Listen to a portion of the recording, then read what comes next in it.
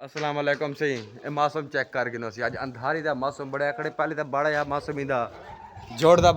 बारिश दा बड़ा या जोड़ हा चंगा भला यानी कि बादल आन लेकिन हुन मौसम अंधारी दा बड़ा खड़े सुना बारिश थी अंधारी थी देखो कि उन क्या पता रब ताला को पता वैसे आसार क्या है ना आसार देखने दर्दे ना इनवान तो अभी बारिश है बारिश आला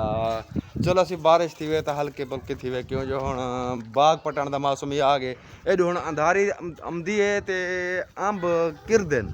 अंब जी वेले किरदन जेरी 1200 रुपये पेटी विक्स है ना वो विक्स वे 700 रुपये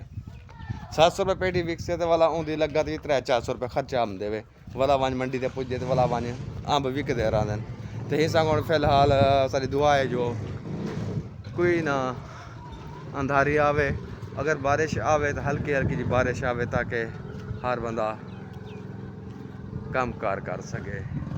अंधारी बहुत बड़ी बड़ी खड़ी ब्याह क्या हाल है तबियत शबियत सैट है थोड़ी फिट फाट हो मज़ो अल्हम्दुलिल्लाह असां भी ठीक हो फिट फाट हो और देखिनो सही माहौल देखिनो सारा देहात दा माहौल से VIP माहौल है ये देखिनो सी ये स्कूल है एक कमांड है पर सुकून माहौल ज़बरदस्त माहौल है ओ अंधारी मिट्टी ओ ज़बरदस्त मिट्टी आती पी हूँ ये देखिनो जितना कितना देखिनो ये इश्क की बीमारी हर बंदे को चढ़ी होती है पता क्या लोग इश्क के पिछू लगे पे हूँ पता नहीं क्या करना बैठे लगे तो फोन पे बैठे देखिनो ये माहौल ओहो खूबसूरती चेक कर गिनो सी सारे थोड़े हसन खान दी VIP आधे खड़े ना अंधारी ये अंधारी आ गई है मिट्टी मिट्टी है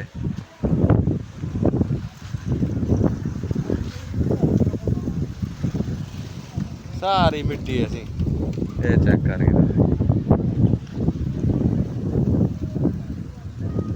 अरे शाम दे टाइम दा सी तुसां ये चेक कर सूरज